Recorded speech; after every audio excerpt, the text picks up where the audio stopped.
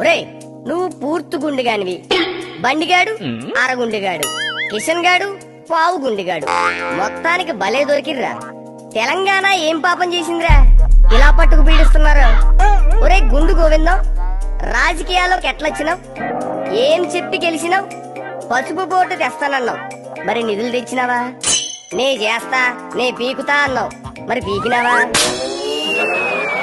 అరే బట్ట బుర్ర బాస్ బండి, అంతన్నావు ఇంతన్నావు, సందులో సుందరాంగుణ్ణి అన్నావు.